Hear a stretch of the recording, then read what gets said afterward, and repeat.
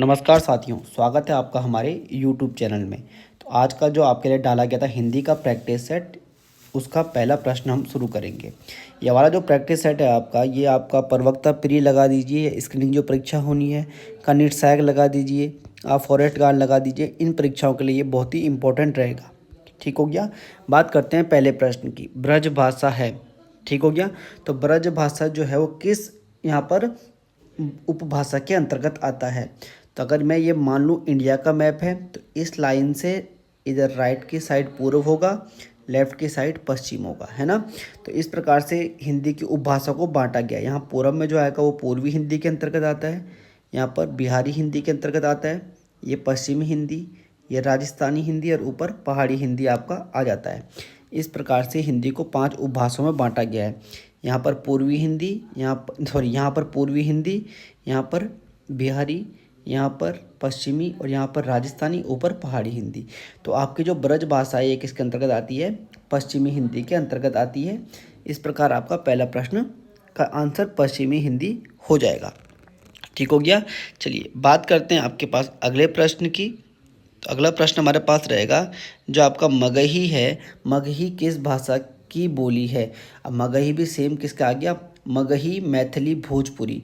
मगही, मैथिली और भोजपुरी, MMB जो ये आती है आपका बिहारी हिंदी के अंतर्गत। तो आपका ऑप्शन नंबर सी इसका सही हो जाएगा।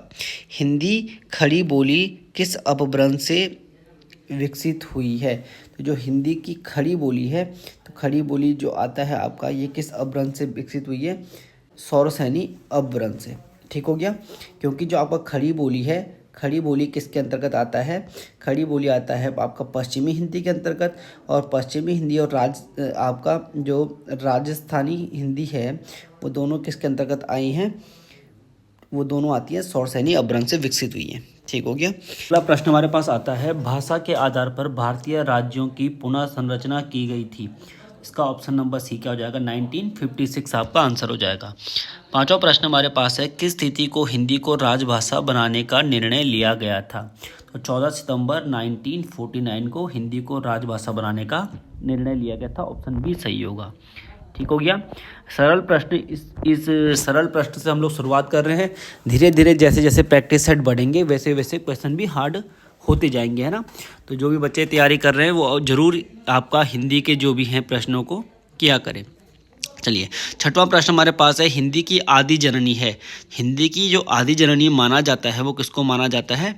हिंदी की आदि जननी संस्कृत को माना जाता है। तो ऑप्शन नंबर डी आपका बिल्कुल सही आंसर हो जाएगा, ऑप्शन नंबर डी। ठीक है। सातवां प्रश्न हमारे पास आता है, भारतवर्ष में हिंदी को आप किस वर्ग में रखेंगे? तो भारतवर्ष में जो हिंदी है, हिंदी हमारी क्या है? राजभाषा है। इस तरह के प्रश्न काफ़ी बार गलत हो जाते हैं। राष्ट्रभाषा नहीं करना है, आपको क्या करना है? राजभाषा। राजभाषा वह भाषा होती है जिसमें सारे सरकारी कार्यकाज किए जाते हैं। आठवां प्रश्न हमारे पास है, हिंदी वर्णमाला में अयोगवाह वर्ण है। तो अयोगवाह कौन से आते हैं? अयोगवाह आते हैं अंग अह, जिसमें जो अंग है इसको अनुस्वार बोलते हैं और जो यहाँ पर अह आता है इसको विसर्ग कहा जाता है। ठीक है। वर्णमाला कहते हैं वर्णों का संकलन को। देखो ये ध्यान से पढ़ना आपने, वर्णों के संकलन को। तो यहाँ टिक नहीं मार देना। वर्णों के व्यवस्थित समूह को, ऑप्शन नंबर सी। वर्णों के व्यवस्थित समूह को क्या कहा जाता है? वर्णमाला। तो इसलिए आप 9 का क्या करेंगे? सी करेंगे। 10वां प्रश्न है, हिंदी शब्दकोश में अक्षर का क्रम किस वर्ण के बाद आता है? ठीक है। अक्षर का क्रम जो आता है वो किसके बाद आता है? क के बाद आता है। अब आप बोलेंगे क के बाद तो ख आता है, लेकिन जो अक्षर है आपका, अक्षर किससे मिलके बनता है? अक्षर मिलके बनता है क प्लस 100 को मिलके। ठीक हो गया। तो इसलिए अक्षर किसके बाद आएगा? क के बाद आएगा। ऑप्शन नंबर डी बिल्कुल सही आंसर इसका हो जाएगा। प्रश्न नंबर 11 हमारे पास है, शुद्ध वर्तनी का चयन करें। तो सृष्टि जो है शब्द ये किस प्रकार लिखा जाता है? तो ऑप्शन नंबर बी, सृष्टि को इस प्रकार से लिखा जाता है। तो बी वाला बिल्कुल आपका ठीक रहेगा। क्वेश्चन नंबर 12 है, शुद्ध वर्तनी का चयन करें। तो यहाँ पर आपने लिखना है तहसीलदारी। तो तहसीलदारी में कौन सा है? तहसील होता है। तो तहसीलदारी, ऑप्शन नंबर डी बिल्कुल आपका ठीक हो जाएगा, तहसीलदारी। ठीक है। प्रश्न नंबर 13 है, प्रधानमंत्री ने मंत्रिमंडल की बैठक की अध्यक्षता की, ऐसा होना चाहिए था। आपने कुल मिला के बताना है कि मंत्रिमंडल किस प्रकार लिखा जाता है।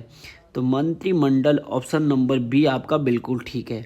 हाँ, अगर आपको कभी मंत्री लिखना हो तो मंत्री में बड़ी ई की मात्रा आती है, लेकिन जब मंत्रिमंडल लिखा जाएगा तो ई की मात्रा छोटी हो जाएगी।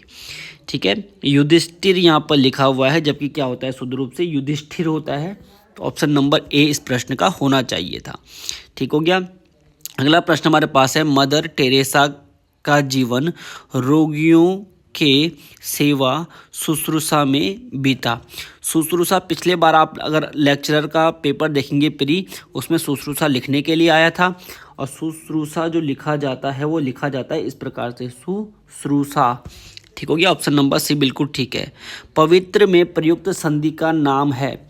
जिन बच्चों को संधि नहीं आती है तो वो हमारे जो हिंदी की रेगुलर क्लास चल रही है यूट्यूब पे, उसमें अगला टॉपिक हम संधि या समास में से ही एक टॉपिक लेंगे, है ना। पवित्र, देखो जब आप पवित्र बोल रहे हैं तो इसमें किसकी मात्रा आ रही है, अव, है ना। आप अगर पवित्र पढ़ें तो देखो अव बोलने में आएगा, तो आपको पता है अव आव या अय आय कहाँ पर बनता है, अयादि संधि में बनता है। तो ऑप्शन नंबर डी इसका आंसर हो जाएगा। निम्न में से दीर्घ संधि युक्त पद कौन सा है, मतलब दीर्घ संधि किस में आई है। देवेंद्र में क्या हो जाएगा, देव प्लस इंद्र, तो यहाँ पर गुण संधि है। सूर्योदय में सूर्य प्लस उदय और ऊ का ओ, यहाँ पर भी गुण संधि है। हाँ, दैन्यारी में आपका दीर्घ संधि हो जाएगा, दैन्य प्लस आरी, दैन्यारी बड़ा आ यहाँ पर बन रहा है, तो यहाँ पर आपका दीर्घ संधि हो जाएगी। धरेश का सही संधि विच्छेद होगा। धरेश का सही संधि विच्छेद क्या हो जाएगा, धराधन ईस। ठीक हो गया। और ई का यहाँ पर ए बन रहा है, यहाँ पर भी आपका गुण संधि है। सप्त ऋषि का सही संधि विच्छेद है, सप्त प्लस ऋषि, ये बिल्कुल क्या है, सही संधि विच्छेद है। और के बाद री आए अर बन जाए, वहाँ पर भी गुण संधि आपका हो जाती है। ग्रीस का सही संधि विच्छेद है, तो गिरिधन ईस, ग्रीस यहाँ पर कौन संधि है, दीर्घ संधि है। ऑप्शन नंबर ए आपका ठीक हो जाएगा। प्रख्यात में प्रयुक्त उपसर्ग है, तो प्रख्यात में उपसर्ग क्या होता है, उपसर्ग वह शब्दांश होते हैं जो किसी वाक्य से पहले लगते हैं। तो यहाँ पर क्या हो जाएगा, प्र प्लस ख्यात, तो यहाँ पर प्र उपसर्ग लगा हुआ है। क्वेश्चन नंबर बात की जाए 22 की, तो निर्वासित में प्रत्यय है, तो निर्वासित में कौन सा प्रत्यय है, निर्वास प्लस इत, तो यहाँ पर आ जाएगा आपका ऑप्शन नंबर सी, इत प्रत्यय। लेखक शब्द के अंत में कौन सा प्रत्यय लगा हुआ है, लेखक प्रत्यय की बात करना है, प्रत्यय लगता है बाद में, लेख प्लस अक, तो यहाँ पर कौन सा प्रत्यय लगा हुआ है, अक प्रत्यय लगा हुआ है। क्वेश्चन नंबर 24 की बात करें, हिंदी में कृत प्रत्ययों की संख्या है। हिंदी में कृत प्रत्यय कितने बताए गए हैं, 42। ठीक है। कृदंत प्रत्यय किन शब्दों के साथ जुड़ते हैं, तो अभी आपने पढ़ा कृत प्रत्यय 42 होते हैं। अब देखिए प्रत्यय दो प्रकार के होते हैं, एक होता है कृत प्रत्यय, दूसरा होता है आपके पास तद्धित प्रत्यय। ठीक है, कृत प्रत्यय और तद्धित प्रत्यय। बात की जाए कृत प्रत्यय की, तो क्या होता है, जो क्रिया में प्रत्यय लगाने से शब्द बनते हैं उनको बोलते हैं कृदंत। ठीक हो गया। और जो संज्ञा विशेषण और संज्ञा सर्वनाम विशेषण में प्रत्यय लगाने से बनते हैं उनको बोलते हैं तद्धित प्रत्यय। ठीक, तो जब प्रत्यय क्या होगा, संज्ञा सर्वनाम विशेषण के साथ लगेगा तब तद्धित शब्द बनता है, तद्धित प्रत्यय बनता है ना, या उसको तद्धितांत कहते हैं। जब क्रिया में प्रत्यय लगता है तो उसको क्या बोलते हैं, कृदंत बोलते हैं। ठीक, चलिए धुंधला शब्द में प्रयुक्त प्रत्यय है, तो धुंध प्लस ला, तो यहाँ पर कौन सा प्रत्यय है, ला प्रत्यय, बी आपका आंसर ठीक हो जाएगा। अगला 27वां प्रश्न है, निम्न में से कौन सा पद अवयवी भाव समास है। अवयवी भाव समास कहाँ पर आता है, जहाँ पर आपका पहला जो शब्द होता है वो क्या होता है, कोई उपसर्ग लगा होता है। तो उपसर्ग कहाँ पर दिख रहा है आपको लगा हुआ, बी में। प्रतिदिन आपका क्या हो जाएगा, अवयवी भाव समास हो जाएगा।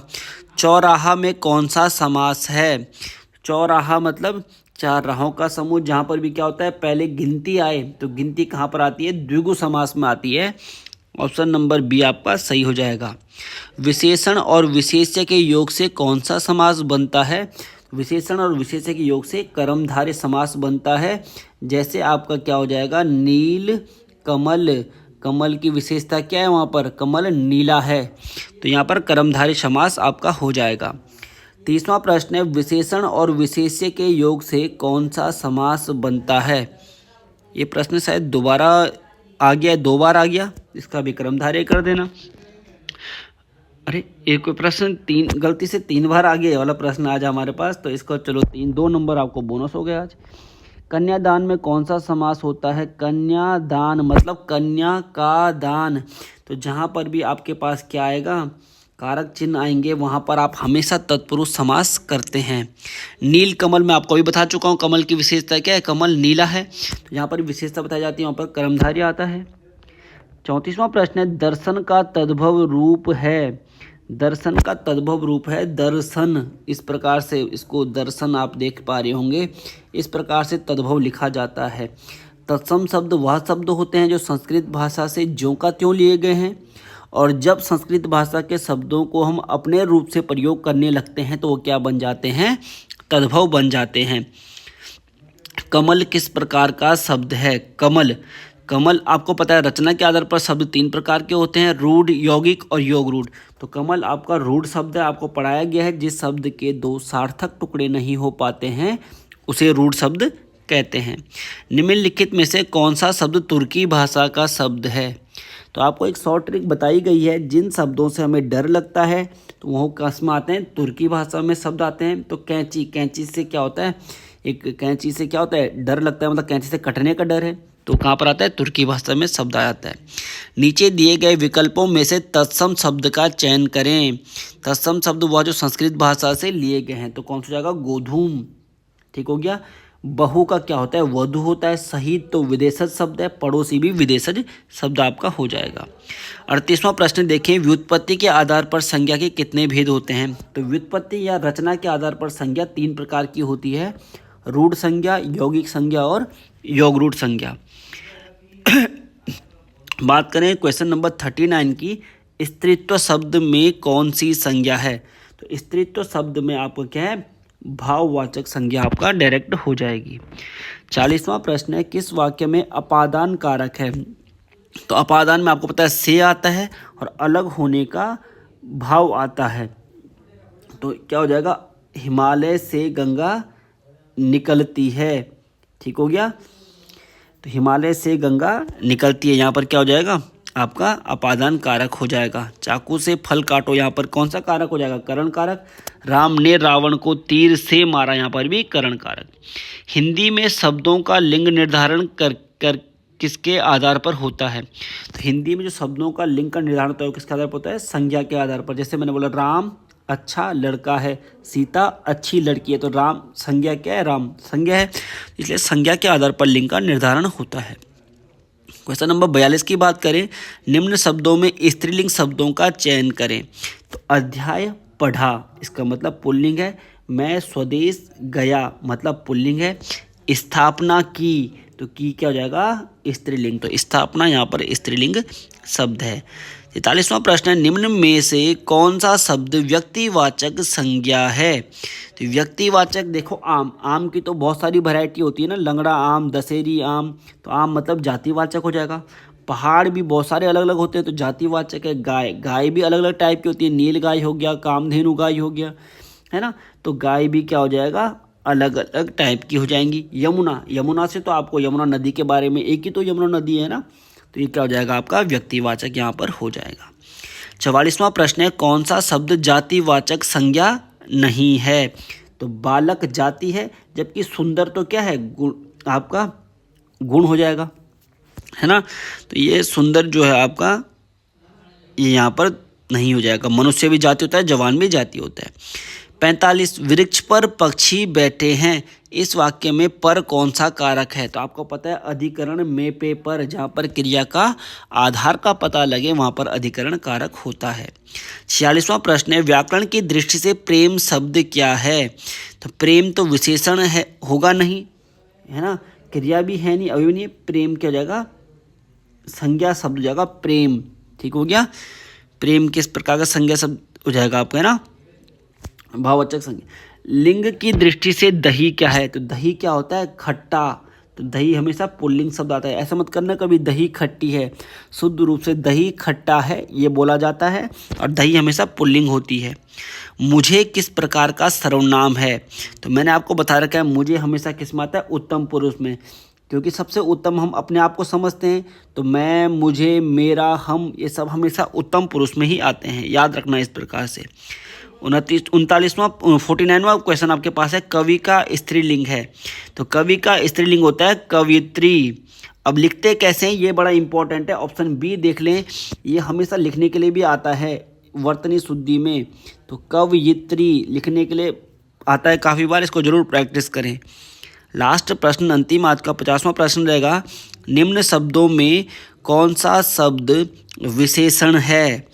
तो शीतलता भाववाचक संज्ञा हो जाएगी, नरमता का भाववाचक, मिठास भाववाचक, लेकिन हम क्या बोलते हैं, सच्चा व्यक्ति, इसका मतलब व्यक्ति की विशेषता क्या है, सच्चा है। तो ऑप्शन नंबर 50 का आंसर क्या हो जाएगा, डी।